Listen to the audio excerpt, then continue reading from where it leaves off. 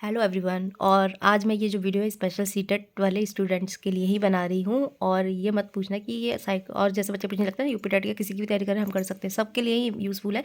लेकिन ये सीटेट वाले बच्चों के लिए ही बना रही हूँ कि कल भी आप लोगों का एग्ज़ाम है, ताकि मतलब कम से कम समय में आपको मैं ज़्यादा से ज़्यादा जो कंटेंट है वो मैं आपको प्रोवाइड करा सकूँ। ऐसी मतलब मैं आशा रखती हूँ कि भाई मैं ये करा सकूँ। ठीक है, तो बिना देरी करते हुए जो है हम अपना ये जो आज का जो सेशन है, जो अपना ये वीडियो उसको स्टार्ट कर देते हैं। ठीक है, मैं आज आपसे वही वो बात करूँगी जो जहाँ से क्वेश्चन सीधे सीधे आपके बनते हैं। ठीक है, तो स्टार्ट करते हैं। देखिए, सबसे पहले मैं आपको यहाँ पर ये बताऊंगी जो आपकी ग्रोथ होती है ना, वो होती है आपकी मात्रात्मक यानी कि क्वांटिटेटिव होती है, जिसको आप मेजर कर सकते हो। और जो आपका विकास जो होता है वो आपका होता है क्वालिटेटिव भी होता है और वो मात्रात्मक भी होता है। ठीक है, यानी कि मात्रात्मक और गुणात्मक दोनों होता है। वो आपसे क्वेश्चन पूछ लेते हैं। और आपकी जो ग्रोथ जो होती है वो एक टाइम के बाद जब आप मैच्योर हो जाते हो तो वो रुक जाती है, लेकिन जो हमारा जो विकास होता है वो जीवन पर्यंत चलता रहता है। यहाँ से क्वेश्चन जरूर पूछते हैं ये। ठीक है, कि विकास कैसा होता है, मात्रात्मक गुणात्मक, तो दोनों होता है। और आपकी जो ग्रोथ होती है, जो अभिवृद्धि होती है, वो सिर्फ आपकी मात्रात्मक होती है। ठीक है, और इसमें एक आपका एक इसमें एक कॉन्सेप्ट जो है इसी टॉपिक में से एक आपसे ये पूछते हैं कि विकास की दिशा का सिद्धांत होता है आपका, है ना।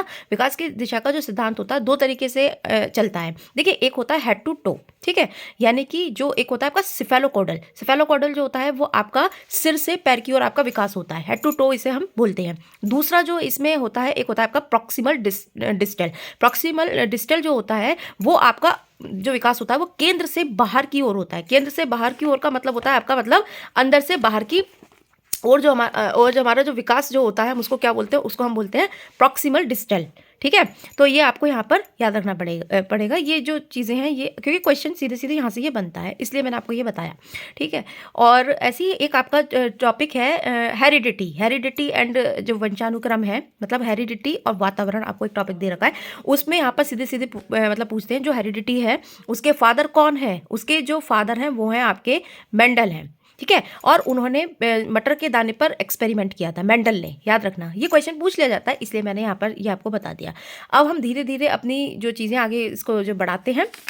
तो हमने आपको जैसे यहाँ पर बता दिया कि दो तरीके के मैंने आपको यहाँ पर बता दिया। एक सिफेलोकॉडल बता दिया जो हेड टू टो विकास होता है बच्चे का, हम सभी लोगों का हुआ है भाई। और दूसरा जो होता है प्रॉक्सिमल डिस्टल, जो आपका अंदर से बाहर की ओर विकास होगा, केंद्र से बाहर की ओर जो विकास होता है वो आपका प्रॉक्सिमल डिस्टल कहलाता है। ठीक है, तो ये चीज़ हो गई। अब इसमें अब हम यहाँ पर ये देखेंगे कि जैसे अब थोड़ी थोड़ी धीरे धीरे करके अपनी वीडियो को हम बढ़ाते हैं और क्वेश्चन हमारे कहाँ से पुटअप हो सकते हैं।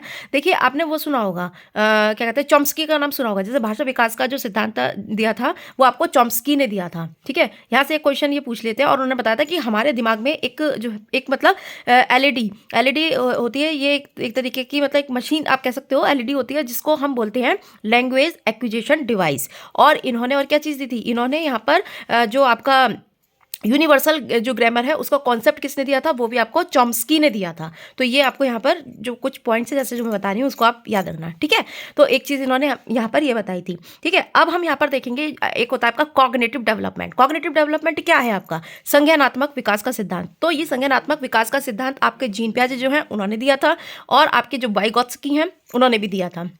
दोनों लोगों ने यहाँ पर दिया। इन दोनों के बीच डिबेट चलती भी रहती है, ये आप लोगों को पता ही होगा।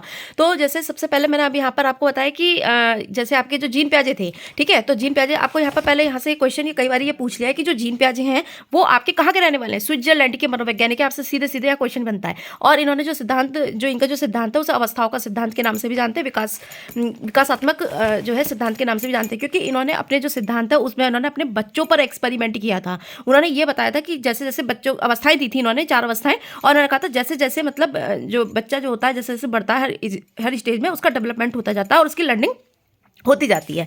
ठीक है, तो ये इन्होंने यहाँ पर बताया था। जैसे इन्होंने सबसे पहले मैं आपको यहाँ पर बताती हूँ कि इन्होंने क्या बताया था। जैसे इन्होंने यहाँ पर जैसे ये बताया था सबसे पहले कि भाई विकासात्मक जो इन्होंने वो बताया था स्टेजेस बताई थी। ये कहते हैं, देखो आपको यहाँ पर एक चीज़ याद रखनी पड़ेगी कि इन्होंने बताया था कि जो विकास जो होता है बच्चे का, पहले विकास होता है, उसकी लर्निंग जो होती है वो बाद में होती है। ठीक है, तो आप बस मेरे जो मैं बोल रही हूँ आप उसको सुनते जाओ। इन्होंने कहा था कि जो विकास होता है वो आपका पहले होता है और अधिगम जो होता है बच्चे का वो बाद में होता है। लेकिन जो आपके जो वाइगॉत्स्की थे, है ना, वाइगॉत्स्की इनके बिल्कुल अपोजिट चलते थे। उन्होंने कहा था नहीं जीन पियाजे जी, बच्चे का जो है पहले क्या होता है, पहले उसकी लर्निंग होती है, विकास उसका बाद में होता है। ठीक है। और ऐसी एक एक चीज़ के ऊपर इन दोनों के बीच में और डिबेट थी। उन वो बोलते, ये जो है, जो आपके जीन पियाजे हैं, वो ये बोलते थे कि जो विचार होते हैं, पहले विचार आते हैं, बाद में आती है भाषा। लेकिन जो आपके वाइगोत्स्की जो थे वो बोलते हैं ऐसा कुछ नहीं होता है, कि जो भाषा और जो आपके जो भाषा है और जो विचार जो होते हैं ना, वो शुरू में तो एक दूसरे से स्वतंत्र होते हैं, लेकिन जैसे जैसे टाइम बढ़ता जाता है वो एक दूसरे के समानांतर हो जाते हैं, एक दूसरे पर वो डिपेंड करने लग जाते हैं।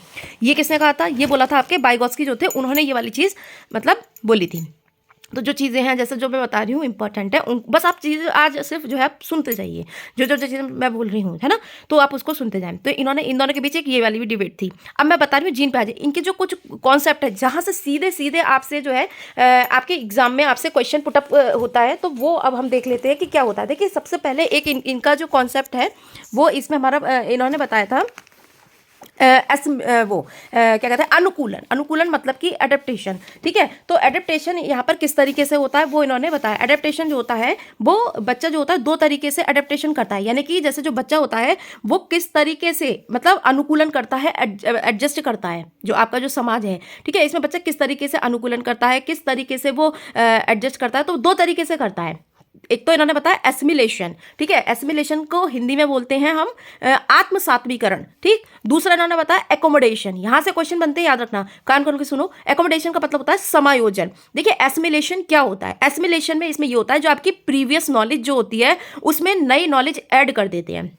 जो आपकी प्रीवियस नॉलेज है, जो आपका जो पूर्व स्कीमा होता है उसमें हम नई जो नॉलेज है उसको ऐड करते हैं, वो होता है हमारा एसिमिलेशन, आत्मसात्मीकरण। और जो दूसरी जो चीज़ मैं बता रही हूँ कि भाई समायोजन कर देते हैं, एकोमोडेशन कर देते हैं, इसमें वो क्या करते हैं कि जो आपकी जो भी पूर्व नॉलेज है, जो आपका जो पूर्व स्कीमा है, उसको यहाँ पर ये मॉडिफिकेशन करते हैं, उसमें उसको पूरी तरीके से यहाँ पर चेंज कर देते हैं। अब मैं इसे एग्जाम्पल से समझाऊंगी, तब आपको ये अच्छे से क्लियर हो जाएगा, ठीक है। ये क्या करते हैं, जैसे मैंने बताया कि आपका जो अनुकूलन जो इंसान करता है, एडेप्टेशन दो तरीके से करता है, ठीक है, एक एसिमिलेशन और दूसरा एकोमोडेशन, है ना, आत्मसात्मीकरण। देखिए क्या है कि अब आप देखो, मैं एक एग्जांपल बताती हूँ। जैसे एक बच्चा है, ठीक है, उसके जो पापा हैं वो उनको उसके लिए डॉगी लेकर के आए। वो जो डॉगी मतलब एक छोटा सा पपी लेके आए हैं, तो वो डॉगी है, तो वो लेके आए। तो अब जब बच्चा रोज रोज देखेगा तो उसको ये चीज़ पता चल जाएगी कि भाई ये डॉगी होता है, ये है ना, ये हमारे घर का जो है, ये हमारा डॉगी है, डॉगी है ये, ठीक है। अब उसने वो जब रहेगा तो उसको पता चलेगा भाई इसकी चार टांगे हैं, ठीक है ना, ये तो पता है, इसकी 4 लेग हैं, 2 आइज हैं और एक उसकी पूंछ है, ठीक है, और ब्लैक कलर का है मेरा डॉगी। तो ये बच्चा ये धीरे धीरे जब होता है तो ये चीज़ें सीखता रहता है। तो अब होता क्या है कि उसके जो पापा हैं फिर दो महीने बाद, 3 महीने बाद एक डॉगी और लेकर के आए। अब वो जो डॉगी लेकर के आए थे तो फिर बच्चा बोला, अरे वाह पापा, एक और डॉगी ले आए, इस तरीके से, ठीक है। तो वो डॉगी का जो कलर था वो था व्हाइट कलर का। अब बच्चे ने ये कैसे पहचाना कि ये जो दूसरा चीज़ है वो भी डॉगी है? वो इसलिए पहचाना क्योंकि उसका जो माइंड है, उसमें जो उसके माइंड में जो स्कीमा जो होता है ना, वो उसका तैयार हो गया कि किस तरीके का डॉगी होता है, ये हमारे माइंड में सेट हो जाता है, ठीक है। तो सूचनाओं का जो पैटर्न होता है वो ये आपका स्कीमा होता है। तो स्कीमा जो होता है मैं बताऊं बाय बर्थ होता है। ये जो आपका जो स्कीमा जो होता है ना, ये आपका जन्म से लेकर बहुत टाइम तक ये आपका चलता रहता है ना। ये आप स्कीमा आप बहुत सारे हमारे बनते चले जाएंगे, किसी भी वस्तु के प्रति, किसी इंसान के प्रति, किसी भी चीज़ के प्रति हमारा स्कीमा बनता रहता है और डिलीट होता रहता है। अगर एक ही चीज़ अगर यहाँ पर दिमाग में रहेगी तो आप पागल नहीं हो जाओगे, ठीक है। तो ये होता है आपका, ये चीज़ आपने याद रखनी है। अब जब वो दूसरा डॉगी लेकर के आया तब उसने फौरन से बोल दिया कि पापा अरे नया डॉगी आ गया। लेकिन अब उसको ये पता कैसे चला डॉगी, क्योंकि उसके दिमाग में पहले से स्कीमा था कि 4 पैर हैं, 2 आइज हैं और एक पूंछ है, ठीक है, ये भी हमारा क्या है, डॉगी है। लेकिन अब उसके दिमाग में ये चीज़ तो आई होगी ना कि पापा ये तो ब्लैक कलर का है, ये इसका तो कलर अलग है, तो बताया कि बेटा ये व्हाइट है। तो अब बच्चे को जो उसका जो पूर्व नॉलेज थी या जो उसका जो पूर्व स्कीमा था, तो उसे उसमें यहाँ पर ये चीज़ पता चल गई। क्या चीज़ पता चली? उसे ये चीज़ पता चल गई कि डॉगी जो होता है भाई ब्लैक भी हो सकता है और हमारा व्हाइट भी हो सकता है, ब्राउन कलर का भी हो सकता है, यानी कि कई कलर हमारे डॉगी के हो सकते हैं। तो पूर्व जो नॉलेज थी उसके साथ उसकी जो नई नॉलेज ऐड हो गई इसमें, ये चीज हो गई। दूसरा होता है हमारा इसमें यहाँ पर एकोमोडेशन। एकोमोडेशन क्या होता है? समायोजन होता है, ठीक है। तो समायोजन में इसमें यहाँ पर क्या होता है, अब उसके जो पापा हैं कुछ टाइम बाद लेकर के आए एक कैट। अब बच्चे ने क्या कहा, उसने कहा अरे पापा एक और मतलब डॉगी ले आए। अब यहाँ पर क्या हुआ, तो अब क्योंकि उसे तो यही पता है कि 4 पैर हैं इसके, 2 आइज हैं, एक पूंछ है, उसने तो उसे भी क्या बोल दिया, डॉगी बोल दिया। अब उसके जो पेरेंट्स हैं या उसके जो भाई बहन है उसको करेक्ट करवाएंगे यहाँ पर, उसकी जो नॉलेज जो से मतलब जो उसका जो स्कीमा बन गया है उसको अब यहाँ पर पूरी तरीके से चेंज करवाएंगे।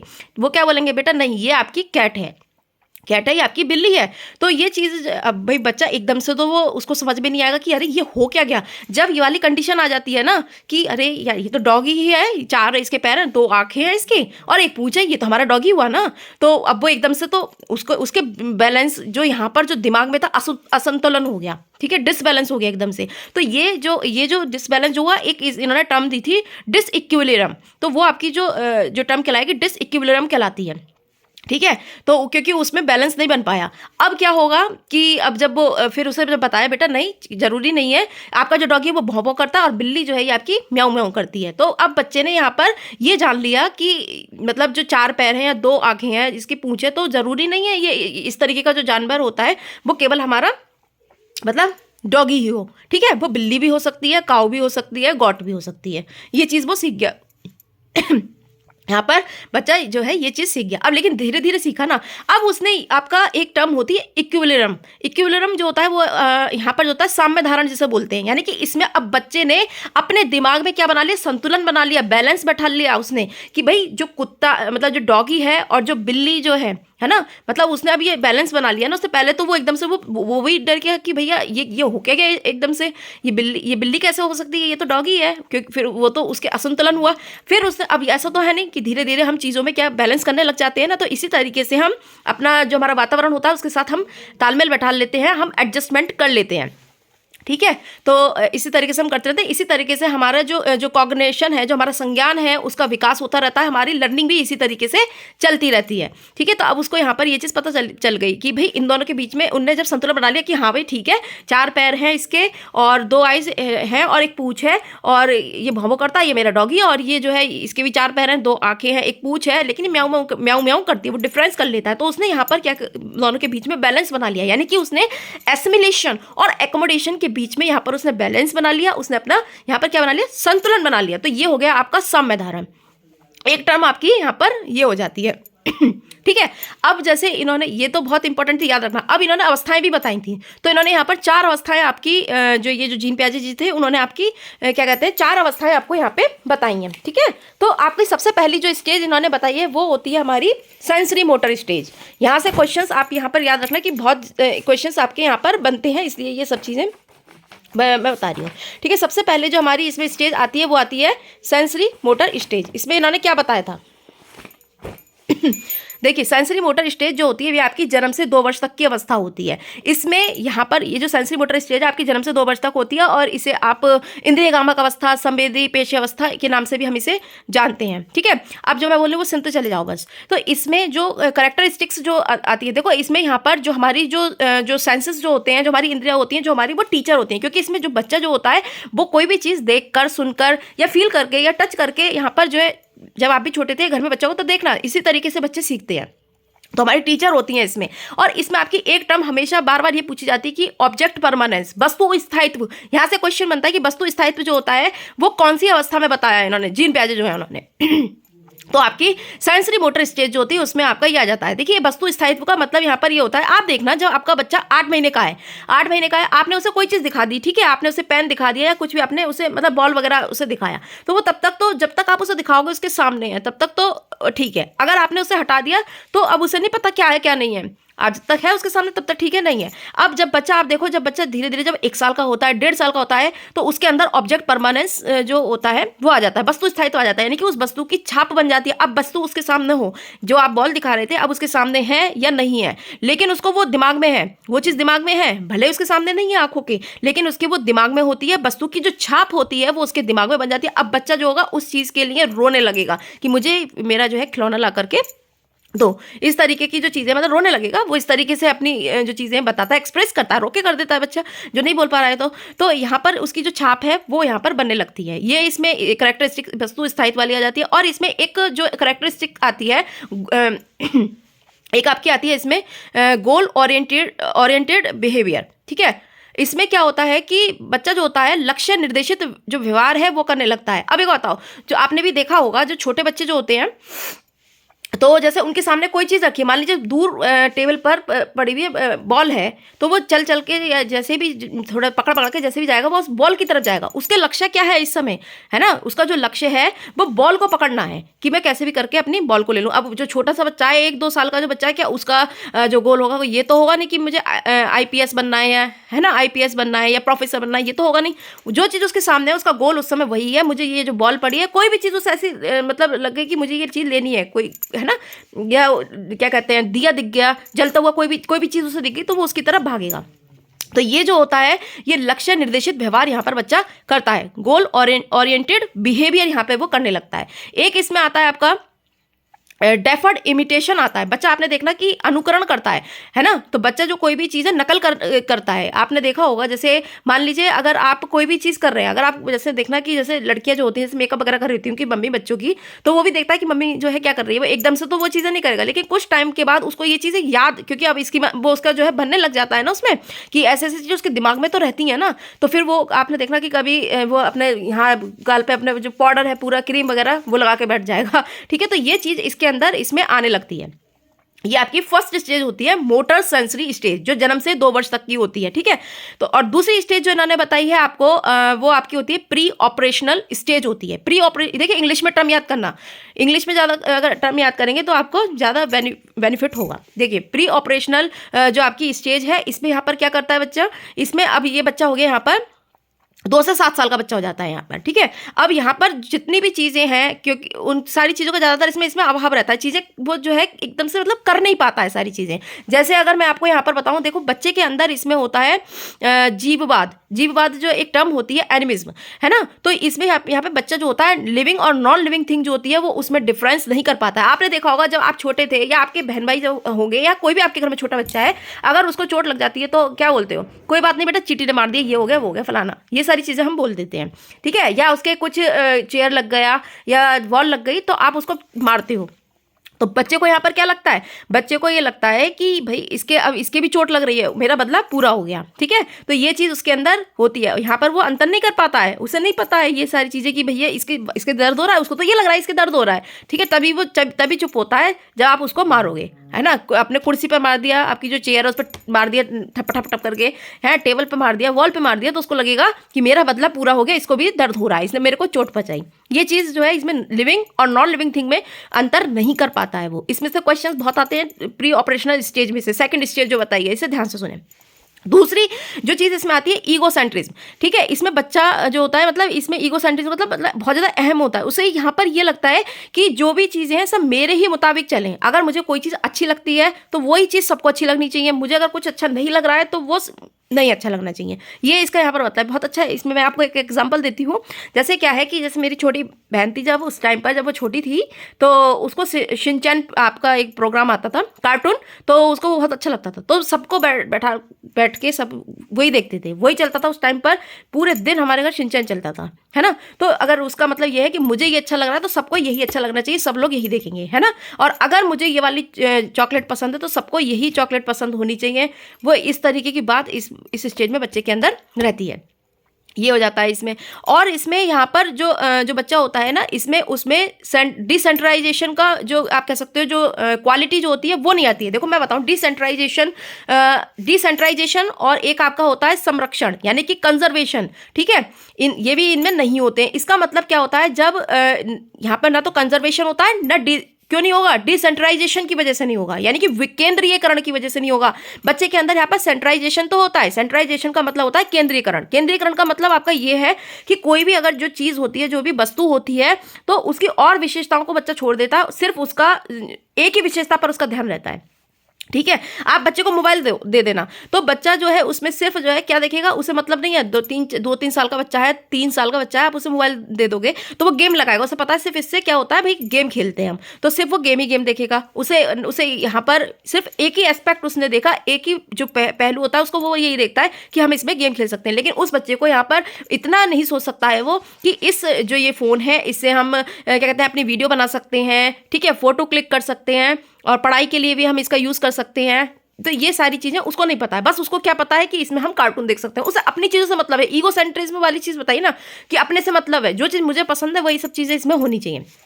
तो इसमें सेंट्रलाइजेशन होता है ना, तो यानी कि केंद्रीकरण होता है, और डिसेंट्रलाइजेशन नहीं होता है इसमें। जब डिसेंट्रलाइजेशन नहीं होगा तो कंजर्वेशन भी उसके अंदर नहीं होगा। कंजर्वेशन का मतलब आपका यहाँ पर ये होता है कि जैसे आपने 2 गिलास पानी लिया, 2 गिलास में आपने लिया पानी, है ना, तो पानी अब गिलास दोनों एक से ही गिलास है, सेम गिलास है, तो अब अभी तो खैर उसे लगेगा कि दोनों ही बराबर है, कोई सा भी उठा लेगा वो, ठीक है। लेकिन आपने क्या किया कि एक गिलास का जो पानी था उसको आपने डाल दिया एक लंबे ग्लास में, मतलब लंबे और पतले में डाल दिया ग्लास में। अब वो बच्चा यहाँ पर क्या करेगा, अब उससे कहो कि बेटा पानी लो, तो अब वो जो उठाएगा वो बड़ा वाला उठाएगा। उसे क्या लगेगा, उसे यहाँ पर क्या लगेगा कि भैया ये चीज़ बड़ी है, इसमें ही ज़्यादा होगा। बच्चों के मन में यही चीज़ होती है कि ये चीज़ बड़ी है, इसमें जो है पानी या आप कोल्ड ड्रिंक जो भी दे रहे हो, जूस दे रहे हो, वो इसमें ज़्यादा होगा, तो इसलिए वो बड़ा वाला ही उठाएगा। उसे यहाँ पर ये नहीं पता है कि अगर आपने कोई भी जो बर्तन है, कुछ भी चीज़ है, अगर आपने उसको उसकी शेप चेंज कर दी या दूसरे में आपने दे दिया, तो जो उसकी जो क्वांटिटी है वो चेंज नहीं होती है यहाँ पर, है ना। क्वांटिटी थोड़ी ना चेंज कर दी, क्वांटिटी आपने बढ़ा के थोड़ी ना दे दिया, उसमें आपने सिर्फ साइज चेंज किया है। तो लेकिन अभी उसके यहाँ पर ये वाला कॉन्सेप्ट ही नहीं बना है, ठीक है। तो ये होता है आपका कंजर्वेशन। तो ये अभी उसके अंदर नहीं आता। क्यों नहीं आता? डिसेंट्रलाइजेशन की वजह से, क्योंकि उसने सारा जो ध्यान है वो उस ग्लास के एक ही पहलू पर लगा लिया कि भैया ये ग्लास जो है लंबा है और इसमें जूस जो है वो ज़्यादा होगा। उसने ये नहीं देखा कि भैया ये कांच का ग्लास है, ये इस कलर का ग्लास है, उसे इससे कोई मतलब नहीं है। उसका सिर्फ ये मतलब है कि इसमें जो जूस है उसकी क्वांटिटी ज़्यादा है, ठीक है। तो इसमें ये वाली चीज़ नहीं आती है। अब इसमें एक चीज़ और है कि बच्चा जो होता है, इसमें यहाँ पर लैंग्वेज जो होती है, जो भाषा जो होता है, उसका विकास बच्चे में यहाँ पर होने लगता है, ठीक है। धीरे धीरे मतलब जो विकास है भाषा का, अभी बोलने नहीं लगता बच्चा, तो उसका विकास यहाँ पर होने लगता है। अब बच्चा जो है यहाँ पर प्रतीक जो सिंबल है उसके थ्रू जो है चीज़ें यहाँ पर सीखने लगता है। जैसे आपने देखा होगा जब छोटे थे, तो आप अपने जाइए छोटे बचपन में जरा जाओ, तो उसमें क्या होता है कि हमने भी ये चीज़ें करी हैं कि जैसे आपने देखा ना ट्रेन, तो आपको पता है कि ट्रेन का स्कीमा तो होता ही है। बच्चे ने देखी है ट्रेन लंबी लंबी होती है, तो सारे जो फ्रेंड होते हैं 6-7 फ्रेंड 10 जितने भी हैं, सब एक दूसरे को पकड़ कर जो है पूरा एक लंबी एक लाइन बना के, जैसे ट्रेन ऐसे एक दूसरे को पकड़ लेते थे और कि पू छुक छुक छुक इस तरीके से करके, जैसे ट्रेन बोलती है आवाज़ उसकी होती है, वो चीज़ करके करते थे। क्योंकि अब ट्रेन तो है नहीं, एक्चुअल में तो है नहीं वहाँ पर, लेकिन उसका स्कीमा है कि ट्रेन ऐसी होती है और इस तरीके से इसमें पू छुक छुक छुक छुक इस तरीके की आवाज़ आती है। वो चीज़ें करके बच्चे जो है खेलने लगते हैं, हम लोग भी खेलते थे, है ना। तो ये चीज़ इसमें यहाँ पर जो प्रतीकात्मक जो सिंबल के माध्यम से बच्चा जो खेलने जो लगता है, जो उसमें प्रतीकात्मक जो विचार आते हैं, कौन सी अवस्था में आते हैं, वो हमारी जो पियाजे ने जो सेकंड स्टेज दी है, प्री ऑपरेशनल स्टेज, जो आपकी 2 से 7 साल के जब आप होते हो तब आती है, ठीक है। तो ये इंपॉर्टेंट है, यहाँ से क्वेश्चन आपका मतलब बन जाता है। एक चीज़ यहाँ पर ये हो गई, ठीक है। तो ये जो चीज़ें हैं कुछ ये आपको याद रखनी है इस स्टेज में बच्चे के। हाँ, एक इसमें क्या कहते हैं, आप पलटावी का जो गुण होता है वो बच्चे के अंदर नहीं आता है ना। रिवर्स नहीं कर पाता है चीज़ों को। यानी कि इसका मतलब ये है, अगर आपने बच्चे को 1 से 50 तक गिनती सिखाई, काउंटिंग सिखाई, ठीक है, तो वो 1 से 50 तक की 50 तक की जो काउंटिंग है वो सुना देगा। लेकिन अब उससे कहो बेटा 50 से 1 तक जरा जाओ, तो वो नहीं बता पाएगा। बच्चा जो होता है इस एज में अपने घर से स्कूल चला जाएगा, अब उससे कहो कि घर से वो स्कूल से घर आ जाओ, तो वो नहीं आ पाता है। ये चीज़ उसके अंदर नहीं आ पाती है। बच्चा जो चीज़ें हैं यहाँ पर ऑर्डर में, सीक्वेंस में नहीं लगा पाता है ना। तो और यहाँ पर जो बच्चा जो होता है किसी भी चीज़ का आप यहाँ पर कहो तो मतलब क्लासिफिकेशन जो है, वर्गीकरण नहीं कर पाता है। तो बहुत सारी चीज़ों का इस सेकंड वाली चीज़ों में क्या होता है, अभाव होता है, जो वो चीज़ें नहीं कर पाता है। ये हो गई सेकेंड स्टेज, ठीक है। अब तीसरी जो स्टेज हमारी इसमें आती है, कॉन्क्रीट स्टेज होती है, जो हमारी मूर्त संक्रियात्मक अवस्था कहलाती है। ये बच्चे की 7 से 11 साल तक की रहती है। और इसमें क्या होता है, अब बच्चा जो है यहाँ पर तर्क करता है, तर्क मतलब चिंतन यहाँ पर स्टार्ट कर देता है। और चिंतन भी कैसे करता है, मूर्त, यानी कि मूर्त का मतलब जिन चीज़ों को जो है वो देख सकता है, ठीक है, देख के किसी चीज़ के बारे में बता देगा, ठीक है। आपने उसे एप्पल दिखाया, ऑरेंज दिखाया, अब उससे पूछ लो क्या है, तो दोनों में यहाँ पर अब वो डिफरेंस कर लेगा। जो सारी चीज़ें का अभाव हमारी सेकंड वाली स्टेज में था, वो सारी चीज़ें अब बच्चे के अंदर इसमें आ जाएंगी। अब वो चीज़ें करने लग जाएगा। तीसरी वाली मूर्त संक्रांतात्मक स्टेज में बच्चे को इतनी नॉलेज हो जाएगी, वो सारी चीज़ें आपको बता देगा, 2 चीज़ों में डिफरेंस भी कर लेगा अब वो यहाँ पर, ठीक है। ये चीज़ है यहाँ पर।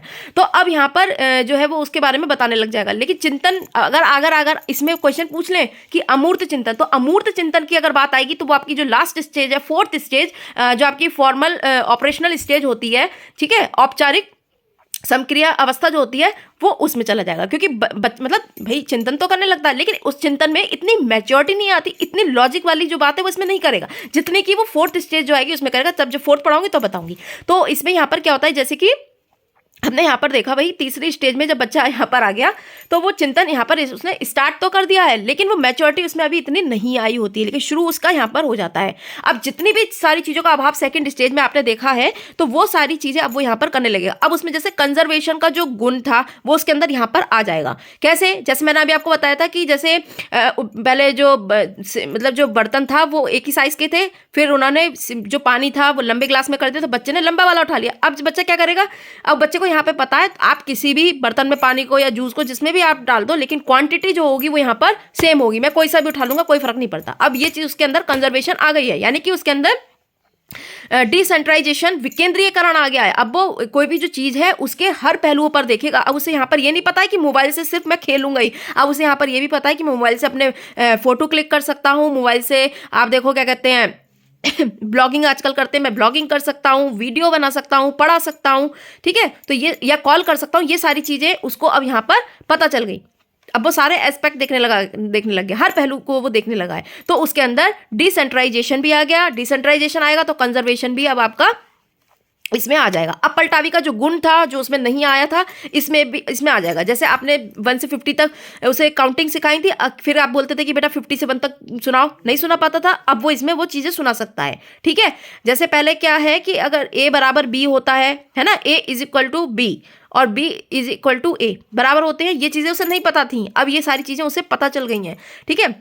ये जो जो चीज़ों का उसमें अभाव था वो सारी चीज़ें अब देखना कि इसमें वो उस बच्चे के अंदर आ जाएंगी। तो और हाँ, इसमें एक चीज़ और होती है, आपकी इंडक्टिव रीजनिंग आती है। इंडक्टिव रीजनिंग का मतलब जो आपकी आगमनात्मक जो रीजनिंग है वो इसमें आ जाती है। यानी कि देखो इसमें बच्चे को जैसे जो टीचर जो होता है इंडक्टिव रीजनिंग में क्या होता है, जो टीचर है एक बच्चे को कैसे पढ़ाता है, एग्जाम्पल टू रूल लेके जाता है। यानी कि पहले बच्चों को वो एग्जाम्पल देता है, फिर बताता है कि किसी भी चीज़ को जो भी टॉपिक पढ़ाना है वो उसे बता देगा। जैसे मैं आपको बताऊं, अगर उसमें टीचर यहाँ पर ये पूछता है कि बेटा आपका जो फेवरेट फ्रेंड है वो कौन है, ठीक है। अगर मान लो आपने बोल दिया कि मेरा जो फेवरेट जो दोस्त है, फ्रेंड है, वो मान लो साक्षी है, ठीक है। अब आपसे पूछा कि आपका जो फेवरेट फ्रूट है वो कौन सा है, आपने बोला मैंगो। आपकी फेवरेट सिटी कौन सी, आपने बोल दिया दिल्ली, मुंबई, ठीक है। तो ये आपने सारे उससे एग्जाम्पल उससे निकलवा लिए, ठीक। तो ये सारी चीज़ फिर आप बोलोगे कि बेटा आज हम पढ़ेंगे नाउन, नाउन यानी कि संज्ञा पढ़ेंगे आज हम लोग।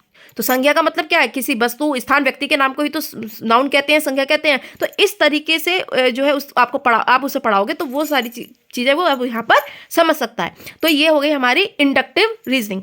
फिर आती है आपका 4th स्टेज आती है, लास्ट है, वो है आपकी औपचारिक समक्रियात्मक अवस्था। फॉर्मल जो आपकी ऑपरेशनल स्टेज जो होती है उसको हम अमूर्त चिंतन की अवस्था भी बोलते हैं। इसमें क्या होता है, अब बच्चा देखो इसमें क्या है, इसमें बच्चा वो चीज़ें भी बता देगा जो उसके सामने नहीं होती हैं, है ना। इसमें अब जो बच्चा होता है हाइपोथिकल इंडक्टिव डिडक्टिव रीजनिंग करने लगता है। यानी कि इसका मतलब यहाँ पर ये होता है कि बच्चा जो होता है वो समस्याओं का समाधान जो होता है वो अलग अलग तरीके से यहाँ पर करने लगता है। आप अगर मैं आपको बताऊँ तो यहाँ पे वो डाइवर्जेंट थिंकिंग का यूज करने लगता है। ये कोई भी प्रॉब्लम है ना, एक समस्या के एक से ज्यादा समाधान हो सकते हैं, उसके बारे में हाइपोथेसिस परिकल्पना बना लेता है, समाधान करने लगता है। इस तरीके से हो जाएगा, इस तरह से नहीं होगा तो इस तरीके से हो जाएगा। तो ये वाली जो रीजनिंग जैसे आपने देखा है ना, जैसे जब रिसर्च करते हैं लोग तो अलग अलग तरीके से वो हाइपोथेसिस मतलब परिकल्पना जो है वो बनाते हैं, ठीक है। तो ये चीज़ उसमें होती है। आपके जो साइंटिस्ट हैं या आपके ये जो शोधकर्ता जो रिसर्च जो कर रहे हैं तो ये इसका यूज़ करते हैं, यानी कि अपनी समस्याओं का समाधान यहाँ पे बच्चा खुद कर लेता है। तो ये इसके अंदर आ जाती है। और डिडक्टिव रीजनिंग भी इसके अंदर आ गई। डिडक्टिव का रीजनिंग क्या है, यहाँ पर अब उसको रूल से एग्जाम्पल की ओर लेकर जाया जाता है। जैसे क्या है, जैसे मान लो मैं अगर आपने मैथ में देखा होगा कि मैथ में आपके जो टीचर हैं आपको पहले क्या बताते हैं, आपको फॉर्मूले बताते हैं, फिर उसके बाद आपको एग्जाम्पल देते हैं किसी भी फॉर्मूले को बताने के बाद, ठीक। अगर जैसे मैं आपसे यहाँ पर भाई यही तो बोलते हैं कि आपको बता दिया, फिर उसके बाद आपको फॉर्मूले बताने लग जाते हैं वो। अगर मैंने आपको यहाँ पर जैसे मैंने बताया आपको IQ का फॉर्मूला बताया है ना, MA/CA × 100, तो मैंने आपको पहले फॉर्मूला बता दिया, अब मैं एक एग्जाम्पल करवा दूंगी, फिर मैं आपको और एग्जाम्पल यहाँ पर दे सकती हूँ। तो ये क्या होती है, ये हमारी डिडक्टिव रीजनिंग होती है। तो ये पॉइंट इसके अंदर आते हैं। ये किसने बताए, जीन पियाजे ने 4 स्टेज बताई हैं और जो कॉन्सेप्ट बताए थे वो मैंने आपको बता दिया। ये आप इसमें याद रखना, स्विट्जरलैंड के रहने वाले हैं। ये टॉपिक हमारा यहाँ पर हो गया खत्म। अब हम दूसरा देखेंगे यहाँ पर देखिए बाइगोत्स्की का। बाइगोत्स्की मैंने अभी बताया था, बाइगोत्स्की और जीन पियाजे इनका भी कॉग्निटिव डेवलपमेंट का ही है, लेकिन जो बाइगोत्स्की थे इन्होंने दिया था संज्ञानात्मक विकास का कौन सा, सामाजिक सांस्कृतिक सिद्धांत दिया था। यानी कि उन्होंने जो है आपकी सोशल कल्चर जो थ्योरी थी वो उन्होंने वाइगोत्स्की ने दी थी। इन दोनों के बीच में डिबेट चलती थी, ये मैं आपको बता ही चुकी हूँ। और ये आपके जो वाइगोत्स्की थे ये आपके कहाँ के रहने वाले थे, ये आपके रूसी मनोवैज्ञानिक थे, रूस में रहने वाले, रूस के थे, रशियन थे सॉरी, ठीक है। तो ये आपके रूस के रहने वाले थे वाइगोत्स्की, ठीक है। अब इन्होंने यहाँ पर जैसे मैंने आपको बताया ना कि इन दोनों के बीच में डिबेट चलती थी, मैंने अभी उसमें सॉरी उसमें जैसे मैंने आपको यहाँ बताया था कि जो जीन पियाजे थे उन्होंने क्या कहा था कि बच्चों का विकास पहले होता है, लर्निंग बाद में होती है। इन्होंने कहा नहीं नहीं जीन पियाजे जी, पहले बच्चे का क्या होता है, पहले बच्चे की लर्निंग होती है, बाद में उसका विकास होता है। क्योंकि उन्होंने बोला कि जो बच्चे जो होते हैं अपनी समझ का विकास जो करते हैं समाज और संस्कृति से इंटरेक्शन करके अंतःक्रिया करने के बाद करते हैं, उनकी लर्निंग हो जाती है इस तरीके से और बाद में उनका विकास हो जाता है, ठीक है। और जीन पियाजे कहते थे बच्चे अपनी समझ का विकास क्या है वो खुद करता है, बच्चा लिटिल साइंटिस्ट होता है। ये आपसे डेफिनेशन पूछी जाती है कि बच्चा जो होता है अपनी समझ का विकास खुद करता है, बच्चे सक्रिय ज्ञान के निर्माता होते हैं, बच्चा एक्टिव है, यहाँ पर बच्चा जो होता है लिटिल साइंटिस्ट होता है। ये जीन पियाजे जो है उन्होंने बोला था कि पहले विकास होता है फिर लर्निंग होती है, लेकिन नहीं, वाइगोत्स्की ने बोला नहीं जी, पहले होती है अधिगम होता है फिर उसके बाद उसका विकास होता है। इतना आपने समझा। अब ये जो थे एक आपका जो क्वेश्चन जो कॉन्सेप्ट है इन्होंने जो दिया है वो इन्होंने दिया है जेडपीडी। इसमें से इतनी बार क्वेश्चन आते हैं, हमेशा आपके क्वेश्चन मतलब बनते हैं, इस बार भी आपका बन सकता है, इसलिए ध्यान से सुनो। देखिए जेडपीडी पहले आप देखो जेडपीडी को इंग्लिश में क्या बोलते हैं, जोन ऑफ प्रॉक्सिमल डेवलपमेंट, सही है। तो यहाँ पर आपसे कई बार जो है फुल फॉर्म पूछी जा सकती, मतलब गई है कि क्या जेडपीडी क्या होता है, अब भी पूछी जा सकती है। तो क्या होता है ZPD, zone of proximal development. इसको हिंदी में क्या बोलते हैं, इसको बोलते हैं निकटस्थ विकास का सिद्धांत या समीपस्थ विकास का सिद्धांत। अब देखो ये जेडपीडी होता क्या है, देखिए जो आपका जो जेडपीडी जो होता है इसमें ही आपके जो है जो जेडपीडी है, पहले देखो जेडपीडी क्या होता है। जेडपीडी जो होता है वो आपका होता है वास्तविक विकास का स्तर, ठीक है, और संभावित विकास का जो स्तर है उनके बीच का जो डिफरेंस जो अंतर होता है वो हमारा क्या होता है, वो हमारा जेडपीडी होता है। अब आप देखो कि भाई ये क्या कहते हैं, वास्तविक विकास का स्तर क्या होता है और संभावित विकास का स्तर क्या होता है। तो जो वास्तविक विकास का स्तर जो होता है उसको हम बोलते हैं इंग्लिश में लेवल ऑफ एक्चुअल डेवलपमेंट, और संभावित विकास का जो स्तर होता है उसको हम बोलते हैं लेवल ऑफ पोटेंशियल डेवलपमेंट, ठीक है। तो ये बोलते हैं। अब इनके बीच का अंतर है हमारा जेडपीडी। अब जो जेडपीडी होता है इसे सुनो, जेडपीडी के अंदर दो कॉन्सेप्ट और आएंगे, एक आपका आएगा उसमें स्कैफोल्डिंग, दूसरा उसमें आपका आएगा एमकेओ, ठीक है। ये दोनों भी इसी के अंदर आएंगे। अब देखिए मैंने बताया ना जेडपीडी जो होता है हमारा वास्तविक विकास का अंतर और संभावित विकास का अंतर, जो वास्तविक विकास और संभावित विकास के बीच जो अंतर होता है, वास्तविक विकास और संभावित विकास के बीच जो अंतर होता है वो हमारा होता है जेडपीडी, ठीक है। ये बात आपने जान ली। अब देखिए हमारा जो हर किसी का जो जेडपीडी जो होता है, जेडपीडी एक आपका एक एरिया होता है, उसके अंदर कुछ चीज़ें ऐसी होती हैं जिसमें जो बच्चे होते हैं वो अपना काम बिना किसी की सहायता से खुद कर लेता है, ठीक है। हर कोई जो इंसान है वो बिना किसी की सहायता के अपना जो काम है वो खुद से कर लेता है, तो वो होता है उसका वास्तविक विकास का स्तर। और कुछ एरिया ऐसा होता है जो बच्चा यानी कि हम लोग जो है वो खुद कर सकते हैं, लेकिन हमें उसमें कुछ लोगों की ज़रूरत पड़ती है जिन्हें हमसे ज़्यादा उस विषय में नॉलेज होती है, ठीक है। तो वो होता है हमारा संभावित विकास का स्तर होता है, जिसमें हमें दूसरे लोगों की जरूरत पड़ रही है, हमसे जो ज्ञानवान व्यक्ति हैं उनकी हमें उसमें जरूरत पड़ेगी। फिर इन दोनों के बीच का जो डिफरेंस है वही हमारा जेडपीडी है, ठीक है। यानी कि जो चीज़ मुझे आती है और जो चीज़ मुझे नहीं आती है उसके बीच का जो एरिया है वो है हमारा जेडपीडी। जैसे अब मैं आपको इसे एग्जाम्पल से मैं बताऊंगी तो आपको ये समझ में आ जाएगा। देखिए क्या होता है, अब जैसे आप लोग इस समय साइकोलॉजी पढ़ रहे हैं, आपका कल क्या है, एग्जाम है, ठीक है। अब आपको बहुत सारी चीज़ें जो है खुद से आती होंगी, मान लो जीन पियाजे का टॉपिक है ये, है ना, या वाइगोत्स्की वाला ही टॉपिक है, तो बहुत सारी चीज़ें आपने अपने डीएलएड में, बीएड में, ठीक है, या एमएड में आपने ये चीज़ें पढ़ी होंगी, ठीक है, आपने ये चीज़ें पढ़ी। कुछ जो चीज़ें हैं इसमें आपको नहीं आ रही होंगी, आप पहली बार पढ़ रहे होंगे, आपको उसके लिए ज़रूरत पड़ेगी कि कोई मुझे यहाँ पर ये चीज़ मतलब बता दे, समझा दे, ठीक है। तो आप किससे पूछोगे, जो जिसको आपसे ज़्यादा उस सब्जेक्ट में या उस टॉपिक पर नॉलेज होगी, आप उसी से तो पूछोगे। तो आप मान के चलो कि आप कुछ जो टॉपिक मतलब उस टॉपिक में आपने बहुत सारी चीज़ आपने खुद से कर ली, वो तो हो गया आपका वास्तविक विकास का स्तर। और जो चीज़ आपको नहीं आती है, जो मैं आपको जैसे मान लो मैं आपको पढ़ा रही हूँ, आपको समझा रही हूँ, तो वो संभावित विकास का स्तर में आ जाएगा, जिसमें आपको मेरी ज़रूरत पड़ गई, ठीक है। अब मेरे पढ़ाने के बीच और आपने जो खुद से पढ़ा, तो उसके बीच जो आपको कोई चीज़ आने में और कोई चीज़ ना आने में जो बीच का जो डिफरेंस हो गया, यानी कि आपने किसी की हेल्प से जो कर लिया है ना, और जो आपने खुद से किया था उसके बीच जो डिफरेंस है वो जेडपीडी हो जाएगा। अब मैंने आपको इसमें बताया कि इसमें ही आपका जेडपीडी के अंदर कॉन्सेप्ट आते हैं दो। स्कैफ फोल्डिंग बताया था, स्कैफ फोल्डिंग से इतनी बार क्वेश्चन पूछे गए हैं, हमेशा पूछा जाता है कि मतलब ये स्कैफ फोल्डिंग का कॉन्सेप्ट किसने दिया, तो आप क्या बताओगे, वाइगोत्स्की ने दिया है। अब स्कैफोल्डिंग क्या होता है वो देख लो। देखिए जो स्कैफोल्डिंग जो होती है वो आपकी एक टेम्पररी हेल्प होती है, ठीक है, टेम्पररी हेल्प होती है, और जिसको हम क्या बोलते हैं, इसको हम बोलते हैं पाड़, मचान और ढांचा। ये आपको पता होना चाहिए कि स्कैफोल्डिंग को हिंदी में क्या क्या चीजें आप इसको बोलते हो, तो वो आपको पता होना चाहिए। यहाँ से पूछ लेते हैं, यहाँ पर आपको ऑप्शन दे देगा, तो इसे बोलते हैं पाड़, मचान और ढांचा बोलते हैं, और ये आपकी टेम्पररी हेल्प होती है। जो स्कैफोल्डिंग है वो आपकी क्या है, टेम्पररी हेल्प होती है। जब आपको चीज आ जाती है तब वो हेल्प आपसे हट जाती है ना, फिर आप अपना जब चीजें सीख जाओगे तो आपको जरूरत थोड़ी पड़ेगी। एमक्यू क्या होता है, मोर नॉलेजेबल अदर्स, यानी कि जो एमक्यू होते हैं जो आपसे जो ज्ञानवान व्यक्ति हैं, ज्ञानवान का मतलब जो चीज़ आप सीखना चाह रहे हो वो चीज़ उनको आती है, है ना, उनको उस चीज़ का अनुभव है, एक्सपीरियंस है, ठीक है, तो वो हो जाते हैं। एमक्यू के अंदर आपके पेरेंट्स आ सकते हैं, आपके भाई बहन आ सकते हैं, आपके टीचर आ सकते हैं, ठीक है। जैसे अभी मैंने आपको एग्जाम्पल दिया कि आपको कुछ टॉपिक जैसे वाइगोत्स्की का आपको कुछ खुद से आता है, और तो वो तो जैसे आपको खुद से आ गया वो तो आपका वास्तविक विकास का स्तर हो गया। अब जब खुद से आपको जो चीज़ नहीं आया उसमें आपको स्कैफोल्डिंग की जरूरत पड़ी, यानी कि मेरी हेल्प पड़ गई की जरूरत पड़ गई उसमें, एमक्यू सॉरी, है ना, तो आपको उसमें हेल्प की जरूरत पड़ेगी, वो होगी स्कैफोल्डिंग। और फिर अब हेल्प कौन करेगा, जैसे मैं आपको बता रही हूँ, मैं आपकी हेल्प कर रही हूँ, तो एमक्यू जो हो गई इस समय मैं हो गई। और एग्जाम्पल देती हूँ तो और इजी हो जाएगा। जैसे आप अपने बचपन में जाओ, या आप अपने घर में देखो, आपके घर में कोई छोटा बच्चा है तो आप बच्चे को साइकिल ला करके देते हैं जिसमें 3 पहिए होते हैं, क्योंकि बच्चा खुद से नहीं चला पाएगा वरना वो गिर जाएगा, तो इसीलिए हम उसको 3 पहियों वाली गाड़ी ला करके देते हैं। फिर कुछ टाइम बाद हम बच्चे को 2 पहियों वाली साइकिल ला करके देते हैं। उससे क्या होता है, अब बच्चा वो साइकिल तो चला सकता है, लेकिन अब उसे यहाँ पर स्कैफोल्डिंग की जरूरत पड़ेगी, टेम्पररी हेल्प, जिसे पाड़, ढांचा, मचान बोला है, उसकी जरूरत पड़ेगी, अपने मम्मी पापा की, भाई बहन की जरूरत पड़ेगी। तो अब जब फिर वो उसको सिखा देंगे। अब जब उसको बैलेंस बनाना जब आ जाएगा 10 दिन बाद, 15 दिन बाद, फिर वो बच्चा खुद से चलाने पड़ेगा, मतलब लगेगा उस साइकिल को, सही है। अब उसको जरूरत पड़ेगी, अब मम्मी पापा उसके आगे पीछे थोड़ी ना दौड़ते रहेंगे हर समय, तो ये चीज क्या हो गई, तो ये टेम्पररी हेल्प जो होती है वो आपकी स्कैफोल्डिंग होती है, और जो आपकी सहायता कर रहे थे आपके भाई बहन हो गए, आपके पेरेंट्स हो गए, वो एमक्यू हो जाते हैं, ठीक है। तो ये होता है। तो ये अब आपको यहाँ पे जो कॉन्सेप्ट है ये बहुत ही इंपॉर्टेंट है। और एक इन्होंने ये बताया है,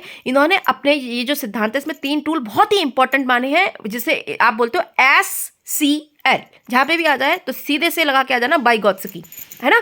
SCL का मतलब देखिए क्या होता है, एस का मतलब होता है सोसाइटी, सी का मतलब होता है आपका कल्चर, ठीक है, सोसाइटी हो गया, और सी का मतलब क्या हो गया, आपका कल्चर हो गया, और एल का मतलब होता है आपका भाषा और लैंग्वेज होता है, जिसको आप मतलब भाषा को क्या बोलेंगे, भाषा को हम इसमें यहाँ पर लैंग्वेज, सॉरी, भाषा को हम यहाँ पर क्या बोलेंगे, लैंग्वेज बोलेंगे, भाषा सॉरी।